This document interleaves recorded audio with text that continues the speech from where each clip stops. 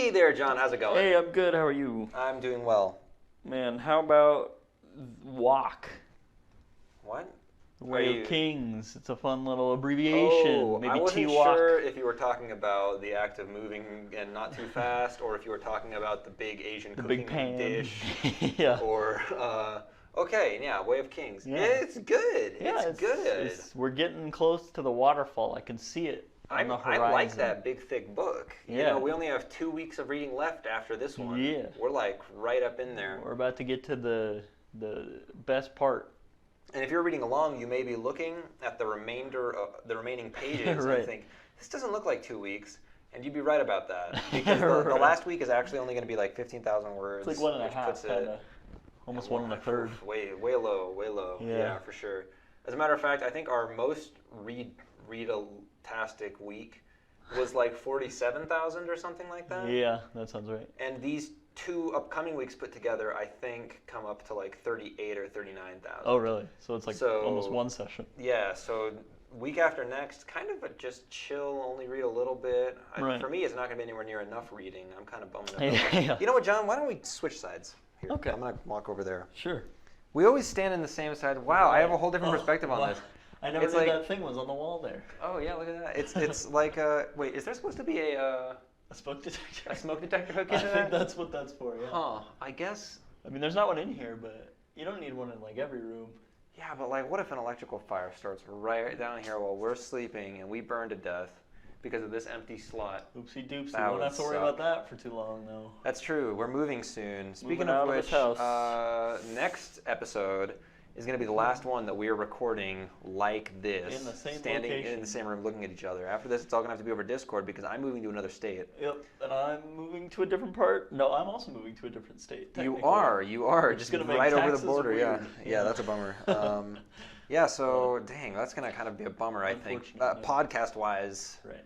I mean, obviously, I'm going to miss you. Oh, We've lived together Yeah. for like 6 years. such a long time. Oh, man, it's Oh. tragic. Okay. Well, we'll do the video chats. We can still see each other's faces and, you know, body language or whatever. Yeah, there'll be a little bit of latency though Yeah. between us hearing each other. It'll be a little bit wonky, but We'll figure it out. audio quality may actually go up because we're going to start recording into different microphones Right. entirely. Yeah, have our own separate audio tracks and all. I mean, hey, there we go though. Talked about a bunch of stuff. Now let's talk about the kind of middle of part 4 of The Way of Kings Yeah. by Brandon Sanderson, the good writing man. The very good author boy. I like him. Yeah, I like him as well. So, oh boy, the first 2 chapters were really chunky, and then the next 2 chapters were slightly less, and then the last 2 chapters were even less than the first 4. But let's summarize, huh? Yep. Okay. Bridge run. First off, now Sadius and Dalinar are doing all of their bridge runs together, like good bridge running buddies. Yep. We're of course seeing this one from Kaladin's perspective. Another one of his bridgemen has just died, Maps, who I don't know if we even said his name on this podcast yet because he was just like heard it before. he's just like pretty unimportant. Yeah, we've heard the name before. I mean, we're here in Death Rattles. We get 2 of them back to back, right to start things off. Yep. And Teft finally punches Kaladin Right, to convince him that he's storm blessed. Yeah. There's been this lapse in communication for a while now, and Teft finally solved it. Teft has now actually gotten through to Kaladin without just saying like, "So, feeling anything weird recently?" Like now he's actually determined that Kaladin is in fact consuming Stormlight to do cool magic tricks. Yep. And Kaladin is like, "What? Syl did this to me." Yep, and also it's a curse, and I hate it, says Yeah, Kaladin it's for terrible. some bizarre reason. And then Kaladin walks off into the Shattered Plains at night because he's, trying to find himself, I guess. And he runs into none other than Hoyd, the previously Wit, Right. who had just recently left the king's employ Right. to go do some feast. big hero stuff or something. I don't really know. Yep. He's going to talk to somebody. We'll talk about it later. And that more or less, Hoyd tells him a big cool story about a man on a boat who goes to an island where people kill people. It's fun. Yeah. And then Hoyd gives him a flute and skedaddles. Yep. All right. Now We're to Dalinar and Adolin. Yep. And they're, let's see, I'm trying to remember what happens. There are just a lot of discussions at the beginning of this. And Yep. Dalinar has another vision thingy. He goes back and he talks to Noadon as his advisor or something. That's a different chapter. Oh. Yep. This is the one where they're watching the duel. Adolin has his duel. Oh, you're right. Yeah. Yeah, they're watching the duel. And in the meantime, Dalinar's talking to Sadeas about the Way Kings, and he's like giving him this whole quote, and he's like, "What do you think about that?" And they're all discussing it. Yep, Elhokar is still super paranoid. Oh man, hella paranoid. Dalinar and Sadeas are talking about, like, maybe we'll do a different sort of bridge thing. Maybe, Dalinar, you can use my bridges, but in a way that doesn't kill people. And Dalinar's like, well, if it doesn't kill people. Yeah, that's not so bad. And then Sadeas expresses interest in the good book. In the good book. So that is cool. That's cool. Yep. Happy to hear that, Sadeas. Then we're back to Kaladin. And he's like, well, maybe this isn't so bad after all, huh? Yeah, he's talking to Teft. Teft is like, you have to practice your cool magic powers. And, I mean, that's kind of that whole dealio, isn't it? He's like, all right, I'll practice, I'm sure. Yep, and they get assigned to every bridge run by Scary Lady and her husband. Yes. And Gaz isn't well. We don't know what's... Gaz has been MIA for like a week. Yep. He's probably dead. Probably dead. And so that he gets some Parshendi armor, cuts it right off of the dead Parshendi to wear into battle. Yep. Ooh, or into bridge runs anyway. That'll go well. Oh, wait, but it actually does. Holy moly. What? Okay, now Dalinar goes back into the past and talks to Noadon. Right. Who is the guy? Yeah. Yes. And that's the guy the author of the Way of Kings. Way of Kings, yep. He never actually says he's Noadon, but Dalinar says that he's certain, and I think Dalinar's probably right. Yeah, it makes a lot of sense. Also, it turns out that Dalinar's dreams are confirmed real because the language Dalinar is speaking during his dreams has been confirmed as being the Dawn Chant. Right, which is like Latin. So now they're going to use, it's a dead language. Yep. However, they do have records that it existed. They do have writing in the Dawn Chant. It just cannot be translated into any modern language, and now Navani is like, holy moly, Dalinar, maybe we can use you to do that. Dalinar, you're the Rosetta Stone. Yeah, that's cool. And then the next chapter, they kiss. Uh-oh. Oh. Dalinar and Navani. Oh, stepbrother. Stepbrother. Yeah, Dalinar and Navani, my comment on that is simply, geez, Dalinar, geez. Because he's the one who initiates the kiss. Right, yeah, and she even mentions it. And but then he's talking about how, like, you know what, I know it's wrong, but I'm just pretty sure that this is right. You know, and I'm like, well, if you've never been wrong before. If neither of them regret it, and they're both clearly aware of the repercussions, but they decide it's worth it, I guess I can support that. Yeah, maybe it's fine. Yeah, I guess I can get behind that. And then we're back to Kaladin, and he wears the armor into the bridge run. And he runs ahead as a decoy, and he dodges a million arrows. arrows. All are pissed. And Sadeas is back there watching, and he's like, I guess this is okay. Yeah, he's a little bit grudging about it, but the fact is, in the past when Kaladin pulled off a crazy plan to not get his bridgeman shot, right? It caused other problems. It was at the it was at the expense of everybody else. Right. Like soldiers were getting shot at, bridge people were getting shot at. Not a lot of bridges got set. This time though, just kind of nobody really got shot at, and they set all the bridges, and the whole thing went off without a hitch. And Sadeas was like, all right. Okay. Yeah, I guess that's fine. And then at the end, some Parshendi break through the line, and they're gonna try to kill Kaladin still. But then Dalinar comes in and swoosh through them. And he takes them all out, and he's like, "I got you, bro." And Kaladin's like, "Fuck you." He's like, "Light eye scum." Yeah. Yep. Because Kaladin will just not like Dalinar, no matter how much we want him to. Right. All right, and that sums up all that reading, right? Yep. And wow, we're getting so close to the end. I know. Yeah. Honestly, I don't remember. Like I read the 3 books in the past, right? As we discussed. I don't remember where one ends and the next one begins. Oh, sure. So, like, what is the climax to this book? Right. I don't really know. Yeah, I'm excited to find out. It's crazy. Like the first 2 chapters of this were so long. Like 57 may be the most notes I have on like any chapter. You know, it's weird actually. If you go back, I save all my notes right from each week. There's just no point in deleting them. Right. And I've noticed that like almost all of my notes tend to be almost exactly 2 pages. Oh, really? No matter how long they're reading, no matter if it feels like I didn't take many notes or I took a lot, they always end up being 2 pages. Huh. Yeah. All right. Because I never know, because it all is just on one. Because every time there's a new one, I just put a little line break between them. And then just go on sure. top. Yeah. That's I'm just in Google Drive. It looks like you are too. Yeah. But it's weird that they're displayed differently. It page breaks for mine. I mean, it's probably just a setting. I could probably change that if I wanted to. Well, whatever. I mean, I might as well. The page breaks are always annoying to me because I'm never going to print these things. Right, you know? it doesn't matter. Then again, having it broken up, knowing like that's on the second page, okay, it helps me navigate, I guess, a little. Sure, yeah. But then again, in my D&D notes, I just Control F anyways to wherever I need to be. So, all right. I'm going to start reading the death rattle thingies. Yeah, go for it. I hold the suckling child in my hands, a knife at his throat, and know that all who live wish me to let the blade slip, spill its blood upon the ground, over my hands, and with it gain us further breath to draw. Whoa! Yikes! What? Killing this kid is a good idea? Killing the kid apparently would benefit humanity. The majority is for killing the kid. But killing the kid would be rude because it can't even fight back. That wouldn't be a fair fight between you and the kid. Right. Yeah, that's... Yeah, who knows? Jeez. And then immediately we get another death rattle, this time from Maps yep. who's just dying right after this battle. And all the world were shattered. The rocks trembled with their steps, and the stones reached toward the heavens. We die. We die. Yeah. Whoa, Jeez, Maps, chill, man, bro. Come on. Yeah. The rocks tremble with their steps. That makes it sound like, okay, they're really big. The stones reach towards the heavens, though. I mean, is this describing the shattering of the shattered plains? Oh, could be. Yeah. All the world was shattered. Yeah. Check. I mean, back when until the Hun was invading people, they thought that everything they had captured was the whole world. You know. Yeah. They had like gone out to all they had hit the ocean in a couple of directions, and they're like, "Well, we did it, boys." Yep.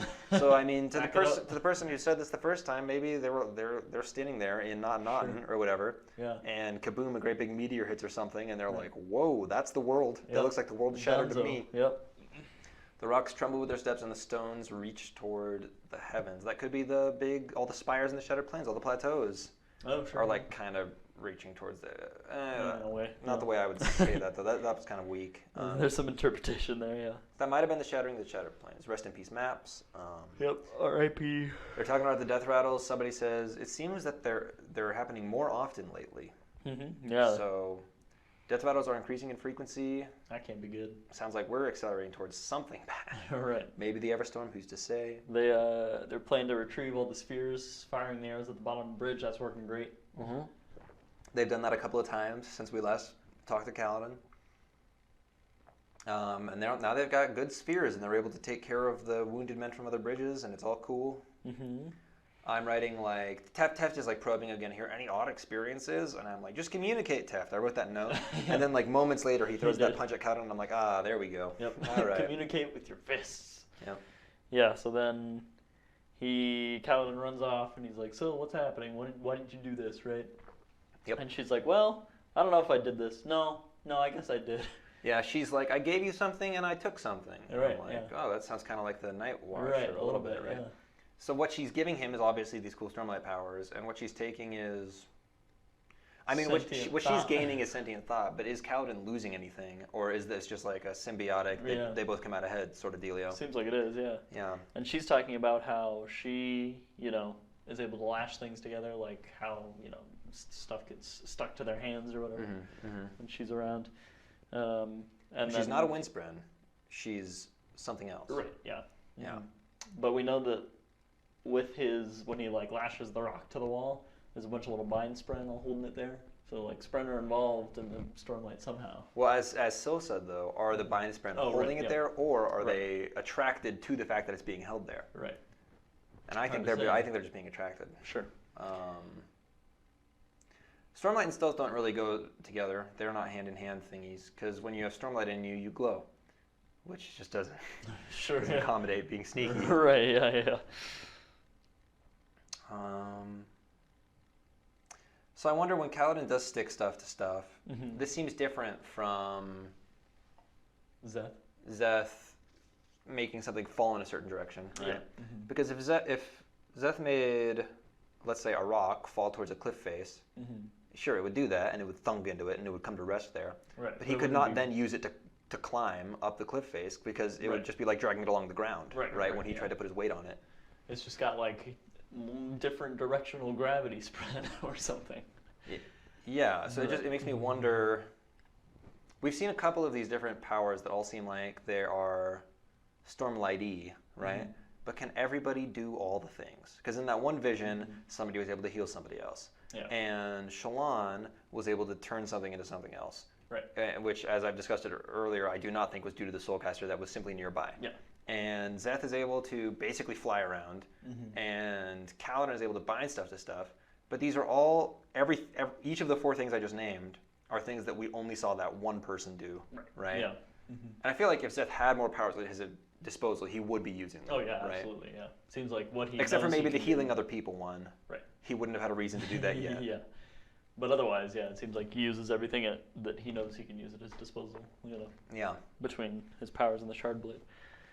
Yeah. So then we get to the Hoid part, basically.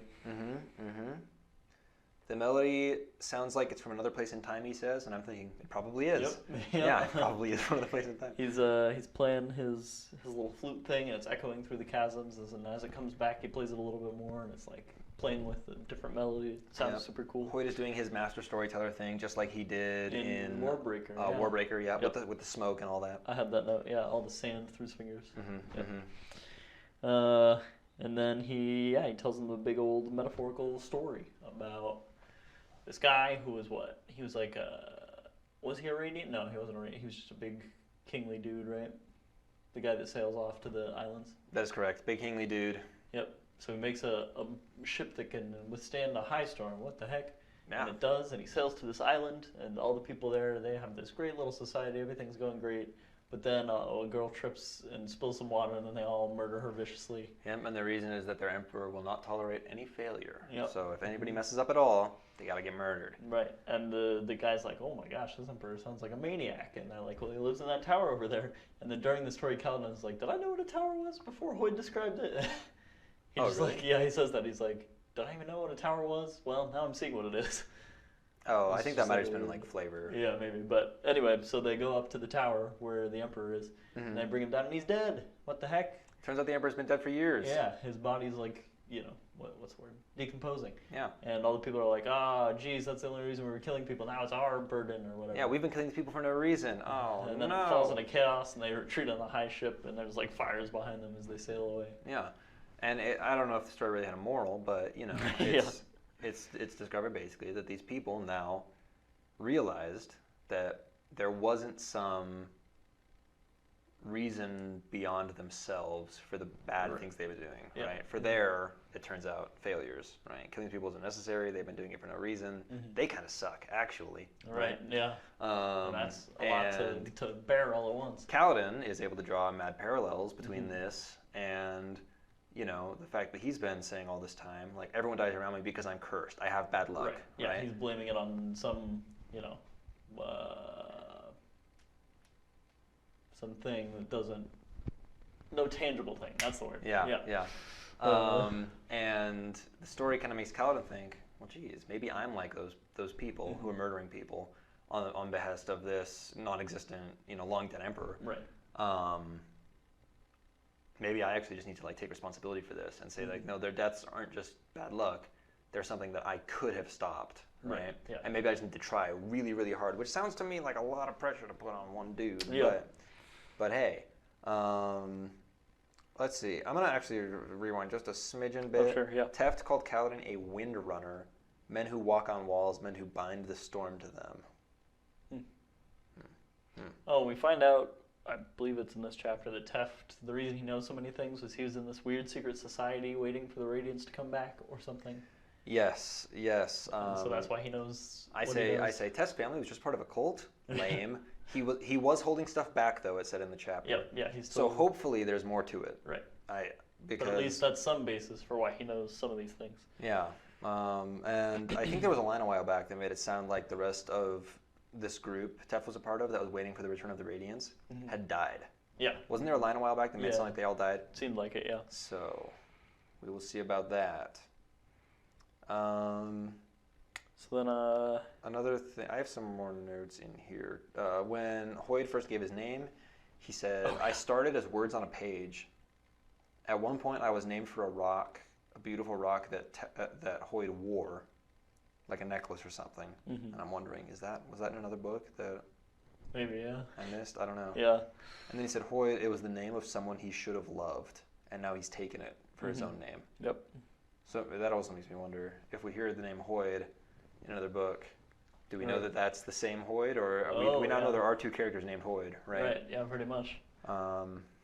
Because I'm trying to think what, in the books that I've read, where he shows up. I don't remember in Elantris, but Lucas, our friend who has read all the books, told me, like, he's some guy that helps them supply weapons to the people He comes, inside. sells some nails or something. Yeah. I don't even remember. He's, like, pretty minor. He just kind of dips in and out. It's like a footnote, yeah. Yeah, and then in Mistborn, I don't remember. He shows up in the first book, and I think that's it. I'd have to go back. Yeah. Honestly, rereading this, I'm getting so many things I missed the first time around. It makes me want to go back and reread all of the Cosmic books, right? Yeah, just to because piece it all together. There's just a lot of cool stuff going on. Yeah.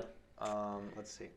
At the end of the story, Hoid says, "The purpose of a story is not to tell you what to think, but to give you questions to think upon." And I say to that, nice. Yeah. Like that's very cool. That's kind of the premise of philosophy in general, right? Yeah. Is that philosophers, their purpose is not to tell you what to think. It is to ask you questions and make you think for yourself, right? Yeah. that is philosophy. That's the whole thing. So, very cool, Hoid. Very cool. And then at the end, he gives Kaladin the flute. He's like, "All right, I've been carrying this a while. You can keep it. Learn how to play it. I'd appreciate that. Next time I see you, you better be a master, okay?" Yeah, I expect you to be able to play it when next we meet. He said. And Kaladin's like, "What?" And he's like, "Oh, also my apprentice. You can tell him he's done. He's good. He's a full world singer." And he's like, Sigzil or whatever that guy's name is. Sigzil. Yeah, Sigzil is Hoid's apprentice. Okay, cool. Nino. And he was like, "I'll give him the flute." He's like, "Don't you dare give him the flute. That's you. That's your flute." Also, Hoid says at one point, I come here to chase an old acquaintance, but I spend most of my time avoiding him instead. Yeah. What? Okay. All right, Hoid. And that's everything I have on that chapter. Yeah. Yeah, I think we mentioned everything else kind of in... Yeah, everything else. I just had notes out of order from what I mentioned. Me too. Okay, next big boy chapter. Re Shathir, the Midnight Mother, giving birth to abominations with her essence. So dark, so terrible, so consuming. She is here. She watches me die. Thank you. Would you mind snapping a little bit? Thank you. Yeah. Nice. Yeah. First time we've heard the name Re Shathir, I'm almost positive. Yeah. First time we've heard the term Midnight Mother I think. This did not Sound ring a bell at all for me. Giving birth to abominations with her essence. That made me think of Midnight Essence, the stuff that Dalgar fought in one of his visions. Yep, the little shadow dog things. Yeah, don't know though. Yep, who knows? We learned, this is where we learned that the author of The Way of Kings is Noadon, a.k.a. Rejurden. Something like that, yeah. I don't know how to pronounce. Right, he had some weird nickname, yeah. Well, no, Noadon was the nickname. Oh, yeah. Right. But they're like, well, that could be changed in translation over the years or whatever. Yeah, it turns out Noadon just means like great king or king of kings or something like that. Right, it's a title, yeah. Yeah. That's right, yeah. Boy, at the top of this chapter, Aelin's just talking with people, and he's like, I hate being wrong. And everybody's like, well, yeah, nobody likes being wrong. And he's like, yeah, I guess you're right. And he just sounded so pretentious at this, top of this chapter. He had one line, though, where he was like, oh, I actually know a great many people who like being wrong. And they were like, no, you don't. And he was like, you wouldn't be able to tell based on the frequency at which they, whatever. And I was like, kind of made a joke out of it. Yeah. It was kind of funny, yeah. But no, I totally agree with you. My general takeaway from this was like, oh man, let me just check here. Oh, my notes say Aelin sucks. And then I look over at the book and I'm like, yep, all right, that checks out. Yeah, and, I'm not a big Aelin fan. He's still dating that one girl. Oh boy. Wow. The same girl. We're in a different chapter now, and he's still dating the same girl he was in a previous chapter. Donlon. I think that's the first time I actually wrote down their name because I was like, maybe she'll stick around. And he was even like, maybe he'll stick with this one. I don't know. I mean, who knows? Really. But like one of his main motivations for that was that he just wanted his brother to stop making fun of him for not sticking with one. Yeah. Yeah. He doesn't really, like getting close to people. He says he's like, I like having acquaintances and like hanging out, but I don't really get like close to people. And, that actually made me think of a book by Malcolm Gladwell. Okay. He was talking about people and the number of connections they have and basically how influential they are in starting, which actually now sounds kind of bad because global pandemic is a thing. Yeah. But he called them like social pandemics, right? Oh, really? Which would be like, suddenly everybody starts wearing one sort of shoe. The shoe suddenly gets really hip, right? And he calls that a social pandemic. Like it just there's just some tipping point, which is the name of Right, the book. yeah. Which I was thinking about listening to, actually. I highly recommend it. Yeah, It's yeah. so good. I And was this like- one, we should do a book club on it. Yeah, After why not? we can slot it in between some of these books actually. Yeah, probably. Especially if we're going to start increasing the word count we're trying to get through each week. Yeah, we We space could more books in there. 100% slot. Make it a tipping point in there. non-just Brando Sando thing. Either way, at one Yeah. point he was talking about certain sorts of people who just know everybody. They have so many connections. Mm-hmm. And he was saying that one of the traits of these sorts of people, he was saying that your average person kind of looks at meeting people as like almost an interview, right, or something like that. They're like trying to determine whether or not this is a person worth getting closer to and like forming a real relationship with, right? And then you have this other sort of person who just has a crazy number of connections. They just know everybody. And these are people who are comfortable with having relationships with people that are just like really surface level, but like maintaining those. Right. Like, which is not how it works for me. For me, I have like, Yeah. you know, a dozen people or whatever who I'm like, oh yeah, these are my friends. Right. These are people I will go out of my way to like stay in touch with. Yeah. But he was saying that some of these people who just have a crazy number of connections, they just have hundreds of people, like literally hundreds, and all of them, they like don't really know them and spend time with them, but they send them all Christmas cards. And if any of them comes into town and is like, hey, I'm in town, they're like, let's get dinner. Absolutely. Let's get dinner, dude. Hell Hit 'em yeah, up, yeah. And it's like, I'm like, wow, that would be exhausting. Right, Can you yeah. imagine? You told me about this when I told you about a thing that a seminar I was taking at work from a guy who sounds like this, because he has like in his calendar like reminders like weekly, bi-weekly, yearly, monthly to just like talk to people. He's like, hey, how's your wife doing? She was sick the other Yes, day. Or whatever. he's exactly one of the people. Yeah. We should totally read that one. Yeah, It's yeah. so good. That'd be awesome. I love Malcolm Gladwell. Yeah, he sounds. Yeah, I want to read like more nonfiction in general, and he seems like a good kind of gateway drug into that. Oh, yeah, he's super good. Yeah. Yeah. But anyway. One of my favorite gateway drugs. Yeah. Right after Full Metal Alchemist Brotherhood. Oh yeah, sure. Which is, by the way, a great introductory anime if Did you're you interested. watch? Yeah, no, you watched that before Devil's a Part-Timer. I remember that was one of your first. As Yeah, well. I think I did. Devil's a Part-Timer was fun. Yeah. Devil's a Part-Timer is not so much a gateway anime, but it is pretty fun. Yeah. And Anyway. it's short. It's really short. Okay. Back at it. Whew. Noadon seems to believe that the ends do not justify the means, which ends up being a theme that comes up again later, and it's something that I am not totally sure I agree with. Yeah. I think sometimes the ends maybe do justify the means. Yeah, I think I probably agree. I mean, the whole like point of this chapter when Dalinar is like debating this, or not, discussing rather with Sadeas and Elhokar. The whole thing is like the destination before or the journey before the destination. Yeah. Miley Cyrus, it's the climb. Yes, of course. And Miley Cyrus is a Knight Radiant, I think. yeah, probably. So it's like basically what this. All right, the ends don't justify the means. This basically translates to, or it can be restated as, never compromise on your morals. Yeah. Right? Because like, here's a thought experiment for you. You have 5 people who each need a different organ to live. Okay. And if they don't get it, they're all going to die tomorrow. Yeah. Then you have a perfectly healthy person here, and you could kill him. Right. And take each of those 5 organs from him, and they're all save those really good. You people. could save those 5 people. Would you do it? No, I don't think so. I think I probably would. Yeah? I think it's kind of the objectively good thing to do. I mean, it's kind of trolley problem-esque. I mean, It really, is it's the same very thing. it's very trolley problem-esque. The problem with the trolley problem is that it puts you At kind the- of one in step control, yeah. one step away from actually killing the guy.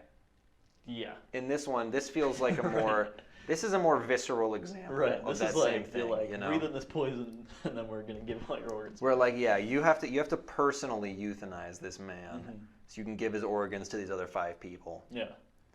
And it's just kind of messed up, Right. isn't I mean, it? but in both instances, it's putting you in the position to kill the person, whether no matter how many degrees of separation there are. And so that's the hard part of it. It's like, So now the problem is, let's say you decide to do that. Yes, this is good. Yes, I will do this. Now, where do you draw the line? Because if you're going to do it with 5 people, you're probably going to do it with 2, right?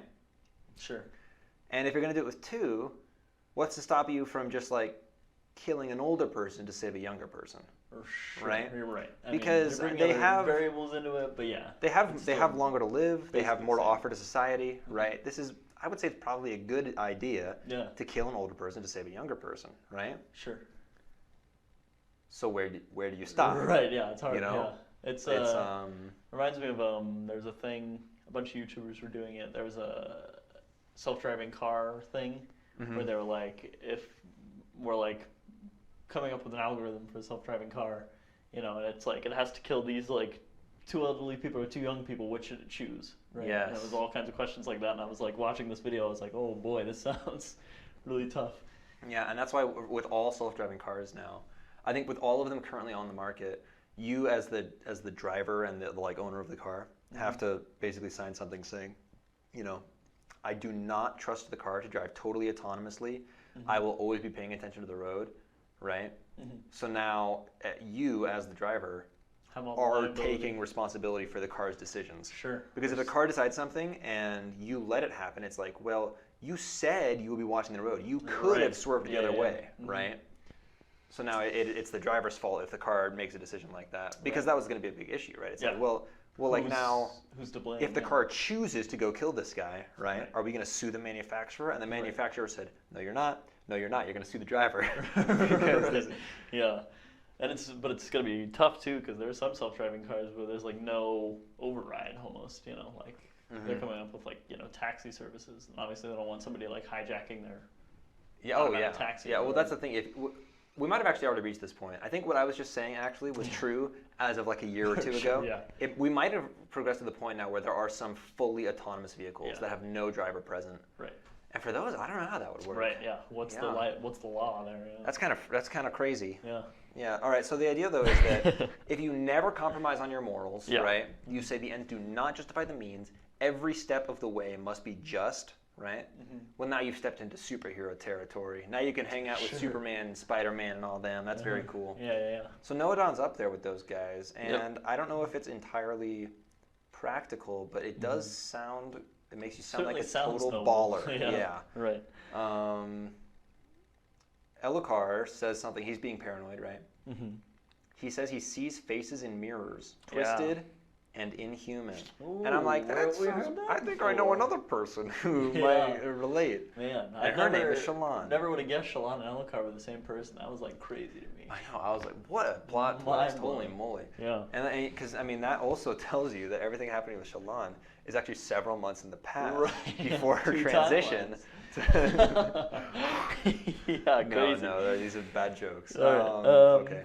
So Adolin weirdly has like this moment of clarity, randomly walking through the street. He's like, "My dad is right." Yeah. Wait a minute. What the heck? And I was like, it seemed a little forced almost. All of the codes are maybe good. Yeah. I'm like, I don't know. It kind of makes sense to just like have an epiphany of it, but I was like, in a way, I almost thought like Brandon Sanderson was like, man, this is maybe too gradual, and we're getting close to the end of this book. We just need to make this happen, right? Yeah, would it have been better for you if there was some event that made him realize, you know? Yeah, I don't know. It's just like, normally when you have such a, like, I don't know, sudden change of heart, it's usually because of, some circumstance that happened. He's just walking along, and he's like, I have changed my mind on this, you know? Yeah, suddenly Adolin is back to just having crazy respect for his dad, right, you know, and he's like, well... It just seemed a little too... Here we go. What's the word? Contrived? Is that the word? Maybe. Yeah. I don't actually know how to use that word. That's a word I hear and I'm like, I know that means bad. Right. I know like contrived, it's a bad thing. Contrived goes along with like whatever that phrase is, God from the machine, you know. I think it's like any, you know that phrase?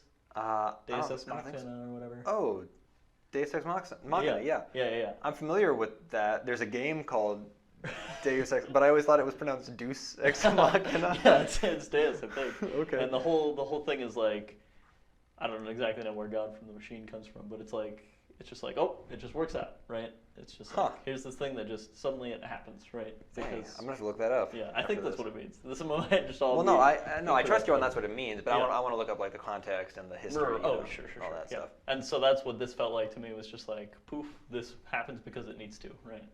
Okay. I mean, not like there was a little precedent for it, but it's kind of sudden. I write here, this is after Dalinar and Sadeas are talking, like, oh yeah, Dalinar will Sadeas is trying to talk Dalinar in to like doing Sadeas style bridges, right? And Dalinar's like, well, maybe. And I say, is Dalinar going to send a Sadeas style bridge, and that will be proof to Kaladin that Dalinar is evil? And let's stew on that for a bit. Just keep that in the back of your mind. As soon as I kind of had the same thought. And then as they're ending their meeting, Sadeas is like, hey, send one of your scribes over with a copy of that book. Yeah. And he's like, it might entertain me. Yeah. I'll laugh at the silly But, notions. well, the thing is, if he's willing to read it, though, that's pretty cool. But it makes me wonder, is he manipulating Dalinar? Because he clearly knows this is very important to Dalinar.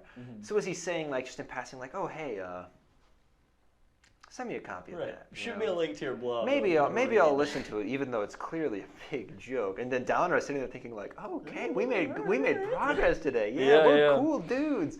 And actually, Sadeas is just playing and just gaining his trust because it's such an easy way to gain his trust. It's like clearly this book is like so core to Dalinar right now. Right. Yeah, Sadeas is so hard to read. I don't know what his deal is. He seems very Snapey to me. Right now, I'm a little bit pro Sadeas. I agree. Yeah. He feels Snapey. Right. I'm like, spoilers. It's like he's doing all this stuff, and you're like, oh, seems kind of dodgy, but I bet he's good. All right, honestly though, have you had people ever be like, get angry at you for giving spoilers to some sort of media that came out like 10 years ago? No, I don't think ever seriously. Like, okay, thank goodness, dude. That is like.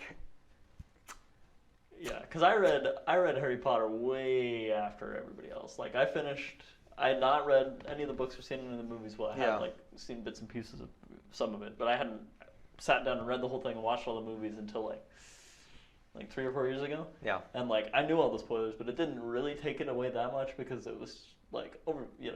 I was like, I can't blame you for this. This has been out forever. Exactly. Yeah. With Breath of the Wild, right? Yeah. I didn't get a Switch for a long time after the Switch came out, and when I finally got a Switch, Breath of the Wild was the first game I picked up. So basically, for like the first year after the game came out, somebody would bring up Breath of the Wild. I'd be like, oh, don't tell me about that. I don't want to know, That, And if it came up on Reddit or anything, I would be like, quickly navigate away. Do not show me these Breath of the Wild spoilers. I want to see the game as a totally new thing. Right. I want to experience it untainted by the opinions of others. Yeah. And then about a year passed, and I still didn't have a Switch, and I was like, well. Now if I hear about it, it's not really their fault. Like I'm asking for it, But then there's that one time where you're in an English class, and you get up by some men, and you're sitting at the lunch table, and your friend Brian comes over, and he just looks at the book. He's like, "You're reading that?" Tells you the ending, just to be a real mean person about it. Ooh, wait. Well, I mean, you should have read that 50 years ago, or I don't know when. But okay, let's keep going with the book though. Sure. All right, next chapter.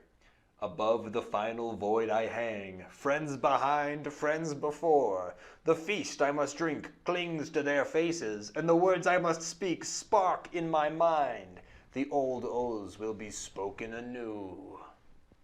And that death rattle was given by a 5-year-old.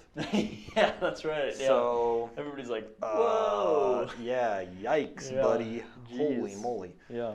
Can you imagine, like, this is in their voice, I assume, Yeah. It's just like they're like dying throats, so you just have this like... Above the final void I hang, friends behind, friends before. I just imagine as it goes, he's like, his voice is like distorting or something, and it's like some horror movie exorcism nonsense. What was that? Friends behind. That's like when Hades in the Hercules movie, Hades was disguised as an old man, I think. Okay, yeah. You won't like it. No, what was that? What was that from? Oh my god. The voice I just gave, the little kid voice, sounded like some old man in some Disney movie, and I cannot exactly place it. Oh my god, this is going to drive me insane, but let's keep going. Yeah, okay. Okay. Kaladin, back to him. He's like, yeah, this isn't so bad. We know Gaz is not doing so hot. They've been assigned every run. They briefly list all of the different things Radiance can do. Fly, walk on walls, make stone melt, move great distances in a single heartbeat. Haven't seen that one yet. Yep. Command the sunlight. Haven't seen that one yet. We've seen make stone melt, because that's just like soul casting, right? Turn it to blood, whatever. It doesn't matter. Like, sure, somehow. Transform it, yeah. Unless this literally means make it really, really hot. Walk on walls. Okay, Kaladin can do that. Fly. Zeth can kind of do that. A little bit, whatever, but he can. Right. But teleportation and commanding sunlight, no, have not seen those things yet. Yep. It's like And then they were like, well, all of those accounts are kind of conflicting. Like, why would they walk on walls if they could fly? Why would they fly if they could just teleport instantly? So it's all kind of confusing. And that supports my argument that not everybody can do everything. Yeah. Okay. They start talking about life before death, strength before weakness, journey before destination. Mm-hmm. Life before death basically means survive, you know? Yep. Sometimes dying is the easy path. Don't take it, right? Yeah. Strength before weakness basically means with great power becomes great responsibility. Spider-Man. More or less. That's like kind of the way he interpreted it there. Yeah, more or less, yeah. And then journey before destination, the ends do not justify the means. Yep. Again, right? Yep. So that's the thing on the back of the book. That's the thing that Brando Sando wrote in Andrew's copy. Yes. And he signed it. Yeah. So he just wrote Life Before Death. But if we had Kelsier come in from Mistborn, he would be right behind these, I think. Oh, yeah, for sure. He'd be like, yeah, cool. He's a heckin' moral guy. Yeah. Surviving? That's my deal, bro. Yeah. And he would like fist bump Right. and yeah. Yeah. I honestly have like hardly any notes on this chapter. Yeah, no, I mean also, the Radiants based their ideals on the Way of Kings, the book. Oh, yeah. Mm-hmm. That's kind of all I got. Yep. And then we just get the Kaladin cutting off the Parshendi armor, and like while he was doing that, I was like, oh, jeez, that's kind of morbid. But wait, though, also, Dalinar, when he was talking to Noel in that vision, which I think is actually coming up in just a bit, he was saying that, you know, did the Radiants exist yet? He couldn't tell where he was chronologically. Yeah, right. But now I'm reading back this note I have. The Radiants based their ideals on the Way of Kings, which makes me think the Way of Kings must have been written before first. the Radiants existed. Yeah. Okay. Makes sense. And then he chops up those poor dead Parshendi. Yep. Yikes. And he does the cool thing where he climbs up the wall with the rocks using the Stormlight to hang the armor up on the bridge. Which is a lot like the scene where Spider-Man was discovering his powers in the Sam Raimi films. He was climbing up a wall. Wow. Cool. Kaladin is Spider-Man, Jesus. Kaladin is Spider-Man. And are you done with that chapter? Can I go on to the next death battle? Right at the end too, when he gets to the top, he hangs the thing. So it's like you can just fall. Yeah. Just jump. And he was like, "What?" And she was like, "I feel good about this." He's like, "All right." And then he does a superhero landing. And she was like, "See, I told you, you'd be fine." And Stormlight like poofs out from him on the ground. And that was cool. Yeah, that was neat. All right, that's what I got. All right. The death is my life. The strength becomes my weakness. The journey has ended. Uh-oh. And I wonder, was that a quote from a Radiant during the Recreants? Must have been, right? When they're all giving up? If they're renouncing all of their... They're throwing their swords and stuff on the ground? Right. And then they're like, all our oaths say, just kidding, all that's not working so great for us anymore. Because when Kaladin was flying in that vision, and the Stormfather was like, you know, the oath pact was broken, men can no longer ride the storms, or whatever. Mm-hmm. I'm like, is this that like literally the line where that happened? Is this the oath pact being broken? The guy's saying like... Yeah, like going back on the... Even this first oath, because we discussed earlier, or Teft told us, that there are 4 additional oaths sworn by each of the schools of Radiance or whatever. The orders, yeah. The orders, yeah. But this is like the very most basic one that all of them swear, right? To, yeah. So if this one is being tossed aside... It's all done, though. That sounds like it might be the oath pact being broken. Or was the oath pact... the thing with the heralds going to hell? Yeah, I think that's more what it had to do with. But all right. Either way, it's all kind of connected. So. Okay. Adolin says, "Daddy, don't give up. Don't abdicate." And he's Dalinar's like, "All right, you convinced me," because Dalinar already came to that conclusion on his own. And Adolin's like, "I want an argument." He's like, "You sure did, kiddo. Hey, go get an ice cream sandwich." Yep, great job. However, Dalinar does tell Adolin that Adolin has the power to depose Dalinar, should his mental health decline or whatever, right? And I just hope that doesn't come up. Yeah, no. Can you imagine like some scenario where Dalinar is like, well, here I am, happy to still be in charge, and Adolin is like, nope. Actually, you idiot, and he betrays his dad. Oh, wouldn't that be so tragic? Yeah. Adolin's Adolin's just enough of a... loose cannon cop. No, I was gonna say fuckhead. Wild card. But that I just can't trust him. So hard. I start saying a sentence and I'm like, oh, don't swear in this though. And then we just I know, right but down. it just Pulled the felt Jenga blocks. it felt really correct right there. Sure. You know, it was Well, it was exactly what I wanted to portray. He's just That was a ne'er-do-well. premeditated swear. Just you know, miscreant. that was like I was considering. I was like, is it worth it? Yes, and you know. Sure. Okay.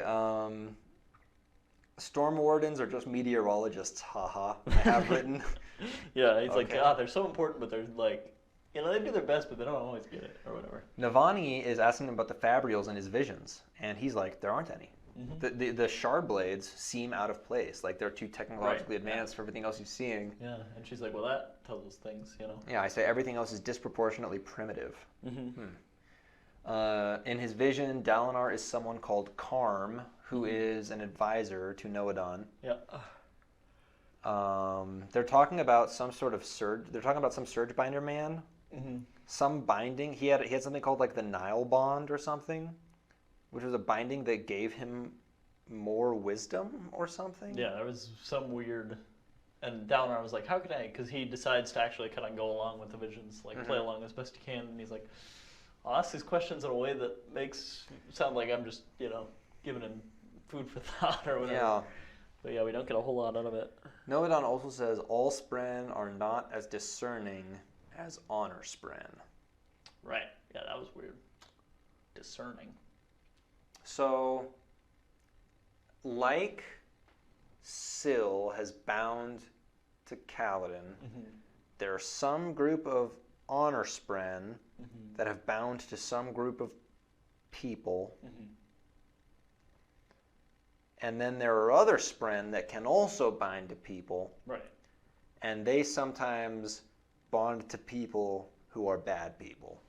Unlike Honor Spren, who always binds to good people. Very discerning. Yeah. That's kind of what I'm getting here. Then again, if they're talking now in his vision about the Spren binding to the people, the Radiance must already exist during Noadon's life, before the book was written. Yeah, you'd think so. And then he's like talking about how he let all these people down during this desolation. They're looking at all the corpses out or whatever. And he mentioned something like, I should have written this down, but like that there's not divine intervention involved, but some of the people think that he's helping them with divine intervention. He's like, well, if they think it, I should be more worthy of it or whatever, because he's letting them down. Oh, Noadon is saying this? Yeah. Huh, yeah. I was like, what does that mean?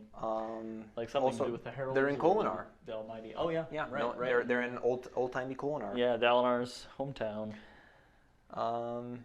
And then, he's talking to Noadon, which he's very psyched about. He's kind of fanboying, but he's keeping it in check. Right. He says Noadon, and he's like, what? And he's like, nothing. Anyway. Yeah. Navani is like, oh, Dalinar, you are now our Dawn Chant Rosetta Stone, just like you said earlier. Yeah. And then they also mentioned that when he said that line about, what was the line he said about at the end? The very last that line? got translated. Oh, It was like, what was the last thing you said? Navani asked. Yeah. I don't remember. Men can't always get. You can't Oh, always yes, get yeah. what It's like you to want. be human is to not get what you're trying to get or something. It's the Beatles song, yeah. dude. Right. Yeah. It's the thing Matt Leonard always quoted at people. Oh, really? What a cool guy. Like, I love you, Matt. you like say something, you're like, oh man, this thing didn't work out, and you just say that to you, and you're like, thanks for the advice. Yeah. Good for nothing. Anyway. And they said at one point, just in passing, Gavilar had said the same thing exactly towards the end of his life in really? Dawn Chant. Oh, I missed he that. had said that same series of syllables. Oh, but they didn't know the translation. Yes, Gotcha. and I was wondering, he was also having visions, right? Did he say the same thing in the same context? Right. In the Was it same, in the was same he having vision? the same exact vision? Right. And he said these words, right? It's hard to say because it's like we were talking about this last time, and it's like when he's in the vision, is he, just like being like going through the motions? Is he like changing history as he does the things he's doing? Like what's the deal? And I think I kind of stand by he's just putting this person's body in a situation, but he can kind of do what he wants, but it doesn't necessarily affect what happened. So there, he could have like just done a sick backflip, and it would not have changed history at all. Right. I think I agree with you because every time he comes back from his visions, everything is the same. Right. It's not like he's affected. Yeah. Yeah, you get into some weird timeline, multiverse. Exactly. Theory it's otherwise. like how does time travel works Gets differently messy in so everything fast. that does time travel. So Right. Yeah, that's weird. But also in this vision, unlike all the other ones, the voice never comes in. The voice never comes in. That's true. And he like calls out to it and like asks it things, but it never comes out. Anything else for that chapter? Nope. In the storm, I awaken, falling, spinning, grieving. All right. He's on a sick roller coaster. Sounds cool to me. So this is where Navani and Dallin are in the room. They're talking about the Night Watcher at first when his sons are still there. Yep. And he like, says, I know what my curse was. Right. And I'm like, but what was your desire? Right. Tell us what was your wish? Give it to us, yeah. Sorry, then, got a little excited there. Yeah, and then Renarin leaves. They're by themselves. Yep. Wait, like, first, it said that Navani's eyes are violet, a light violet. Same as that vandal we saw in that one interlude. Her eyes were also described as light violet. I didn't even think about that. The vandal had like long black hair. I don't remember what Navani's hair is like. Yeah. But this is something I should have looked into before coming into this room with you to record this thing. Yeah, whatever.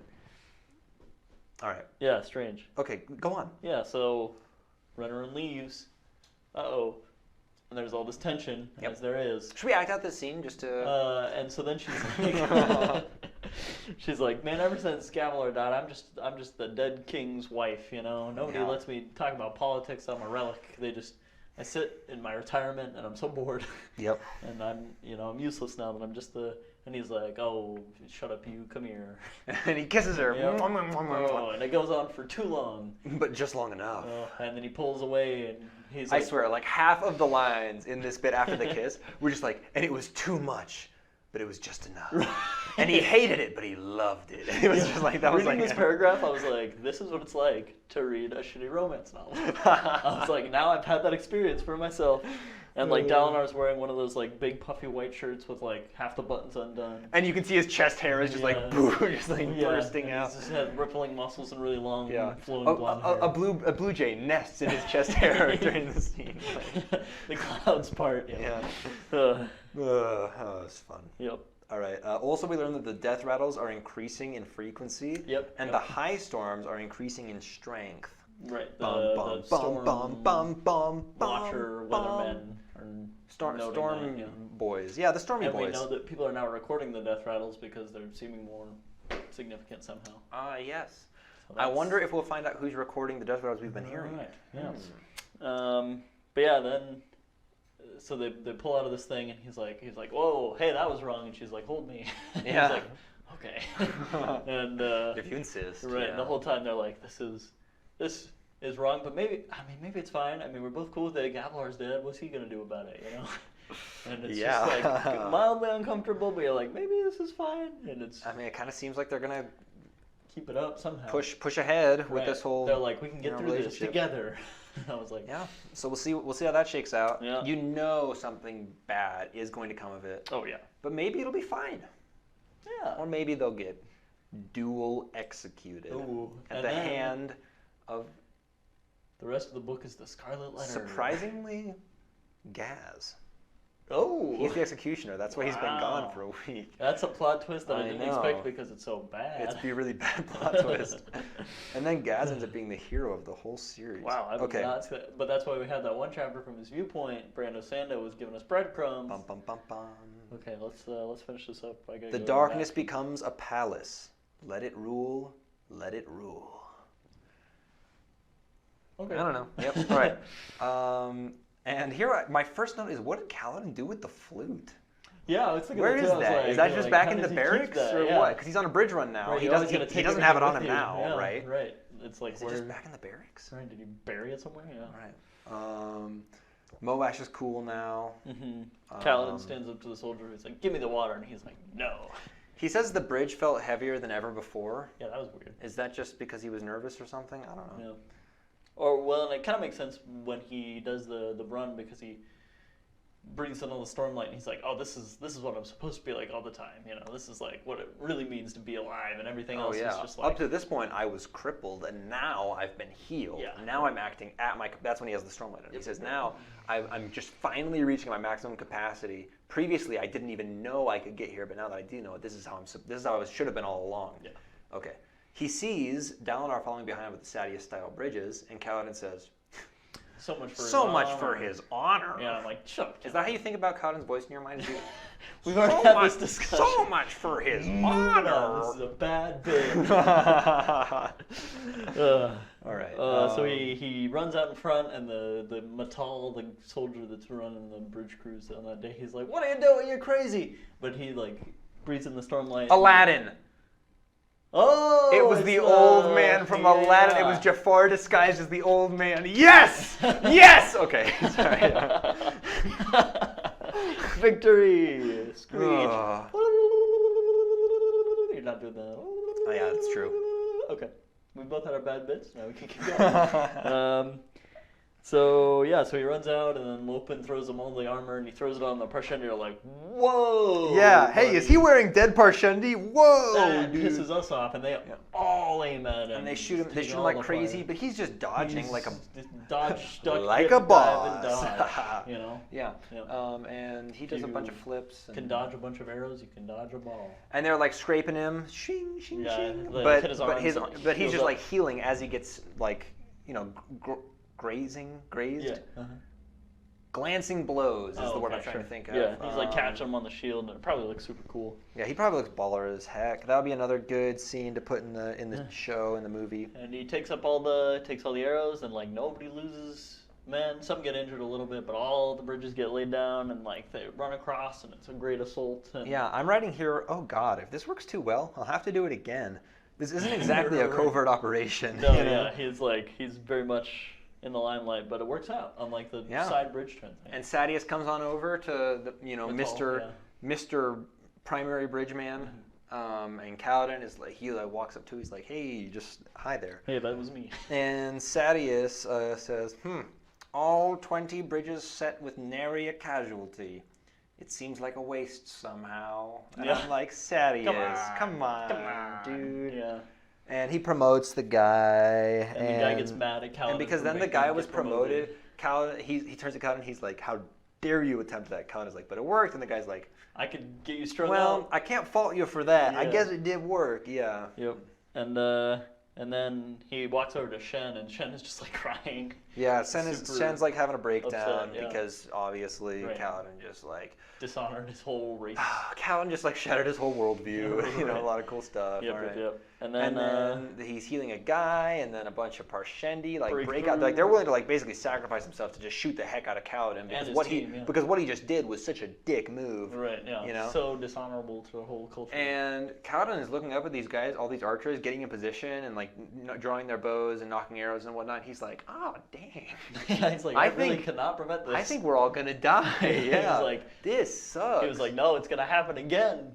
And then here comes Dalinar, swing, swing, swing, and he takes out all of the archers, and some of them are like, oh God, he's coming! I better fire really quick. Right, but they're rushing themselves, so they miss. And Dalinar saves all of Kaladin's crew, and then he salutes him. He's like, hey, dude. And I wonder, is that the scene on the front of the book?